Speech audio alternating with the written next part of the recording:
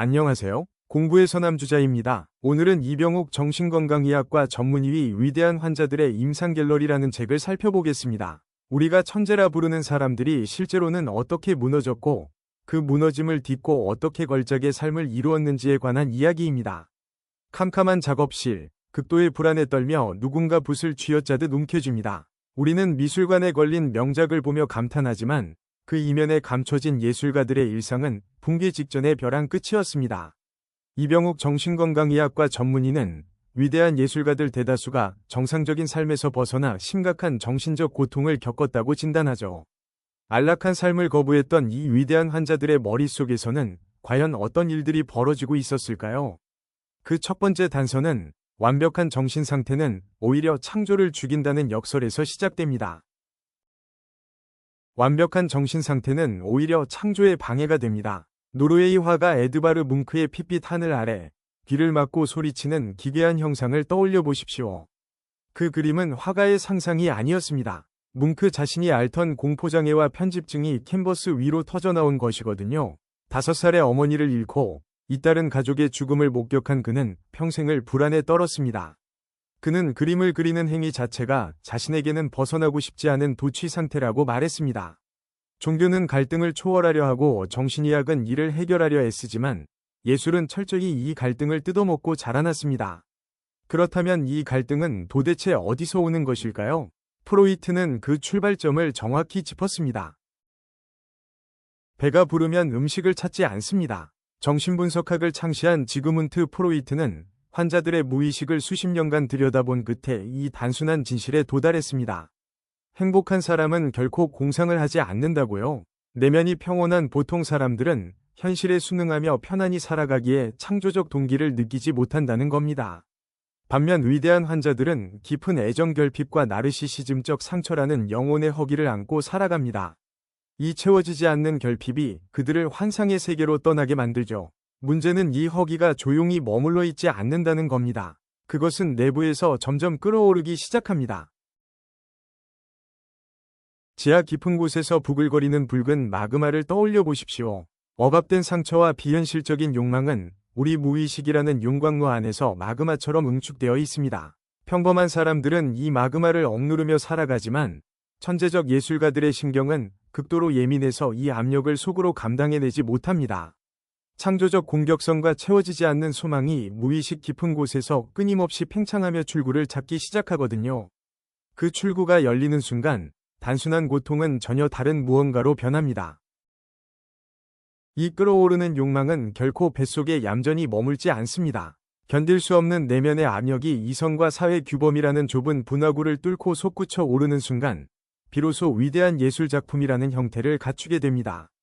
정신분석에서는 이를 승화라고 부릅니다. 낮은 것이 높은 것으로 차원이 달라진다는 뜻입니다. 세속적인 윤리로는 도저히 해결할 수 없는 원초적 갈등이 맹렬한 폭발을 일으키며 캔버스와 악보 위로 쏟아져 내리는 것입니다. 그런데 이 폭발은 예술가를 구하기만 하지 않습니다. 동시에 파괴하기도 합니다.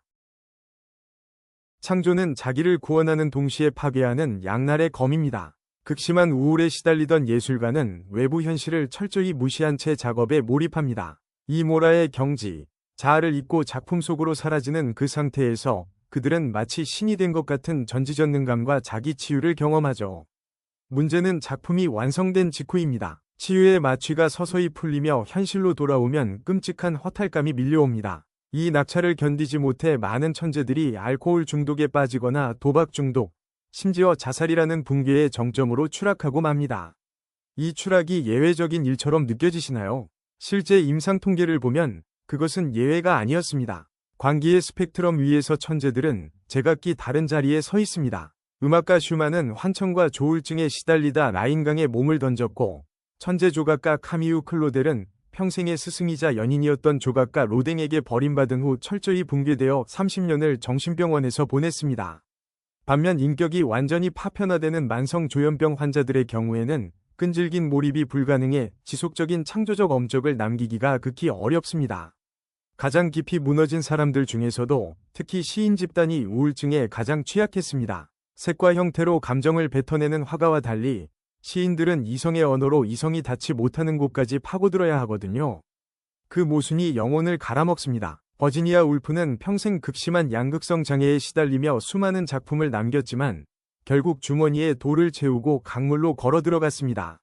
어니스트 해밍웨이는 아버지처럼 엽총으로 스스로 목숨을 끊었습니다. 해밍웨이의 아버지도 그의 누이도 그의 형제도 같은 방식으로 세상을 떠났습니다. 자살이 유전되는가 아니면 결핍이 대물림되는가 정신의학은 아직도 이 질문과 씨름하고 있습니다. 이 잔인한 통계는 우리가 흔히 천재를 미화하며 만들어낸 대중적 신화와 정면으로 충돌합니다. 그 신화 중 가장 극적으로 왜곡된 사례가 있습니다. 우리는 흔히 모차르트를 하늘이 내린 신동으로 추앙하지만 그 찬란한 이면에는 아버지의 가혹한 착취가 숨어 있었습니다. 아버지는 어린 아들의 건강보다 수입에 더 집착하며 쉴 새 없는 연주 여행으로 그를 혹사시켰거든요. 그 결과 모차르트는 평생을 심각한 정서 불안과 잦은 질병에 시달려야 했습니다. 성인이 된 후에도 그의 삶은 결코 평탄하지 않았습니다. 캔버스와 악보 위에서는 천상의 멜로디를 쏟아내면서도 현실에서는 극심한 낭비벽을 주체하지 못해 지인들에게 끊임없이 돈을 빌리러 다녀야 했죠. 특히 기분이 비정상적으로 들뜨는 경주증과 깊은 절망에 빠지는 우울증을 주기적으로 오가는 조울병은 그의 정신을 갉아먹었습니다. 귓가에 맴도는 환희의 선율과 빚에 쪼들리는 비참한 현실 사이에서 이 위대한 천재의 내면은 끝없이 찢겨나가고 있었던 것입니다.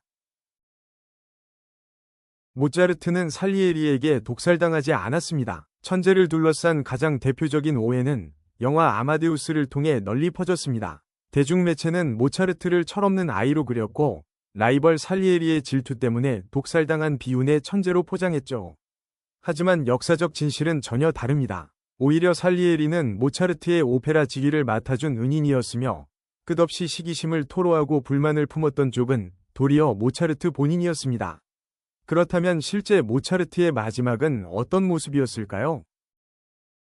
신체가 무너져 내리는 극한의 고통 속에서 펜을 쥔 사내를 상상해 보십시오.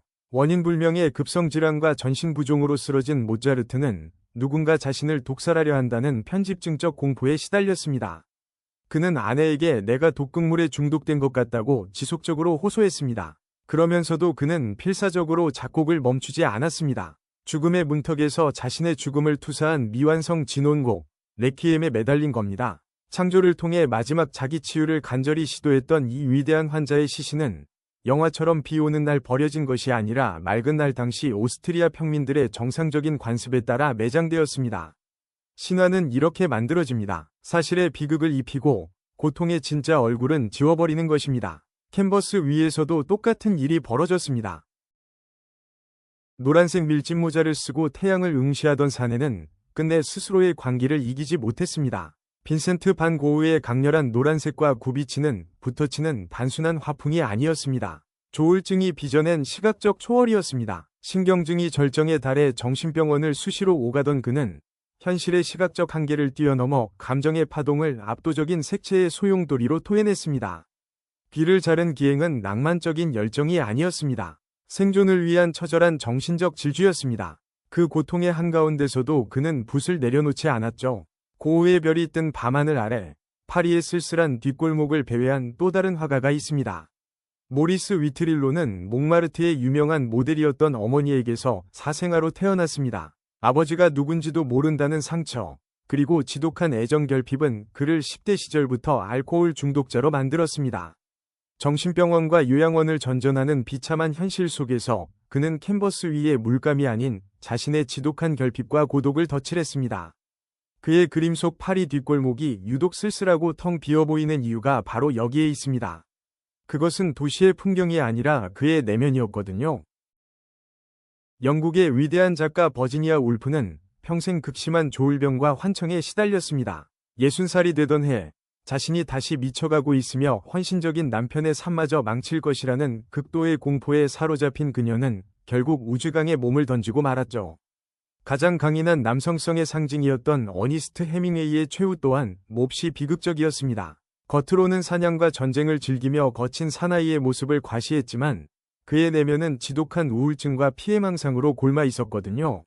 아버지가 엽총으로 스스로 목숨을 끊은 것에 씻을 수 없는 상처를 안고 있었으면서도 훗날 그 자신 역시 신경쇠약의 벼랑 끝에서 아버지와 똑같이 엽총의 방아쇠를 당기고 말았습니다.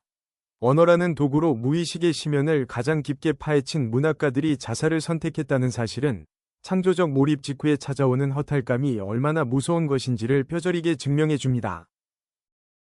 이들이 위대한 이유는 정신적 결함이 없었기 때문이 결코 아닙니다. 오히려 그 끔찍한 결함 덕분입니다. 붕괴 직전의 벼랑 끝에서도 이들은 현실 도피 대신 펜과 붓을 움켜쥐었습니다. 비현실적인 욕망과 억압적인 사회 규범 사이에서 몸이 찢겨나가는 고통을 겪으면서도 세상이 외면한 무의식의 진실을 대중 앞에 꺼내놓으려 애썼거든요. 그들은 창조라는 행위에 온몸을 내던져 스스로를 치유하기 위해 자신의 삶을 대가로 지불해야만 했습니다. 이 처절한 거래를 가장 정확하게 요약한 문장이 있습니다. 신경증은 예술가를 만들고 예술은 신경증을 낫게 합니다. 20세기 프랑스의 전기 문학 작가 앙드레 모루아가 남긴 말입니다. 모루아는 바이런, 위고, 디마같이 병적인 기질을 가졌던 예술가들의 생애를 평생 연구한 사람입니다. 그 수십 년의 관찰이 이 한 문장으로 압축된 겁니다. 건강하고 평범한 삶을 희생한 대가로 그들은 신경증이라는 훈장을 얻었고 그 병적인 고통을 마취하기 위해 끊임없이 이성의 캔버스 위에 무의식을 쏟아부었습니다. 우리는 이 완벽하지 않은 위대한 환자들이 인류에게 남긴 눈부신 유산을 위해 치러야 했던 끔찍한 비용에 깊은 경의를 표할 수밖에 없습니다. 지금까지 이병욱 정신건강의학과 전문의의 위대한 환자들의 임상 갤러리를 살펴봤습니다. 불행한 천재들이 파멸을 감수하며 남긴 작품들은 과연 우리 내면의 어떤 결핍을 위로하고 있는 걸까요? 완벽하지 않은 당신의 상처 또한 내일의 새로운 창조를 위한 씨앗이 될지도 모릅니다. 책을 통해 더 풍부한 내용을 확인해보세요. 부족한 영상이지만 구독과 좋아요 부탁드립니다. 시청해주셔서 감사합니다.